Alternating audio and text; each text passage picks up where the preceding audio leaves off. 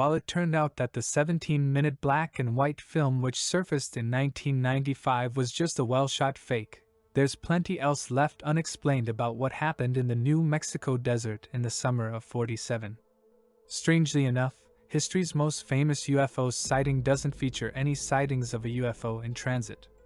No one in the small Chavez County city reported seeing any craft in the sky in early July of 1947. Even so, the information that later leaked about the crash landing of a mysterious flying object soon turned the Roswell incident into a world-famous event. Some 70 years later, and Roswell is still synonymous with extraterrestrials and spaceships and the like. It's a fun story that's given ufologists plenty to talk about and marketing types in New Mexico plenty of ways to make money. The truth, if it's to be believed, is slightly less exciting. The alien spacecraft was, in fact, a weather balloon. In the mid-90s, the U.S. Air Force released a comprehensive 231-page report in which it details how the incident was hushed up to keep Project Mogul quiet. Mogul was a top-secret military enterprise that used high-altitude weather balloons laden with special equipment designed to track down and monitor Soviet nuclear testing. The rumors of bodies that formed the basis for the autopsy hoax. The crash test dummies on board which apparently fell to the ground. That's the official story anyway.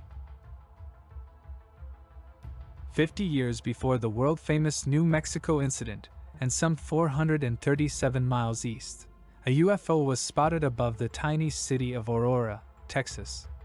As it flew above the farm of one J.S. Proctor, a local judge, only Aurora's early risers caught a glimpse of the disc-shaped object. They weren't gawping at it for long, though. By all accounts, it clipped an arm of a windmill the judge had on his land and crash-landed onto the property. The story was written up in the Dallas Morning News by the popular local journalist Hayden. He added a few flourishes and some dubious quotes that suggested that the craft, reported to be covered in indecipherable hieroglyphics, was of alien origin. He quoted an Army Signal Service officer named T.J. Weems from the nearby Fort Worth base. Weems apparently claimed that the ship's pilot was not of this world and most likely a native of the planet Mars. It was claimed that the Martian pilot and his craft were buried in a nearby well. Of course, rumors quickly spread of a hoax, but while it seems likely that the whole Martian pilot thing was a work of fiction, it doesn't explain what exactly crashed on Judge Proctor's farm.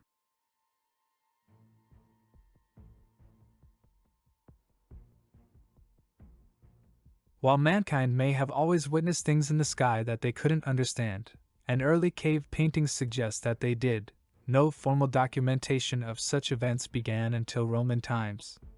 Perhaps the very first written mention came in 218 BC when the historian Livy wrote in detail about phantom ships seen gleaming in the sky.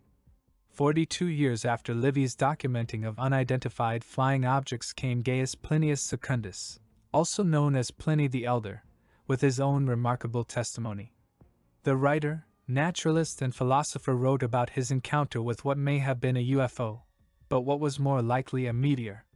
He wrote in chapter 35 of his work, Naturalis Historia, "We have an account of a spark falling from a star, and increasing as it approached the earth, until it became the size of the moon, shining as though through a cloud, it afterwards returned into the heavens." 2 years after Pliny came more rumblings about crafts in the skies over the Roman Empire. In 74 BC, Plutarch of Chaeronea wrote of an aerial mystery that occurred during a bloody battle between the armies of Lucullus and Mithridates VI over in Asia. Plutarch wrote of a huge and seemingly a light object in the sky between the armies that were wine vessel-shaped and in silver in color. His detractors may well have suggested that he was merely looking very intently at a wine vessel he was getting stuck into, hence the wild story. In fact, multiple Roman writers and historians have written at length of various encounters which sound very much like UFO encounters. After Livy, Pliny, and Plutarch there was Paulus Orosius, Seneca the Elder, and Flavius Josephus, all of whom were unafraid to document their sightings of mysterious craft over their heads. The trouble with these reports is that a lot of Roman historians and writers would flit between accurate descriptions of events and metaphor, between reality and fiction. so it's difficult to know where each one began and end. Our final pick sees us exploring not just one sighting of a UFO that went down in history, but a whole host of them.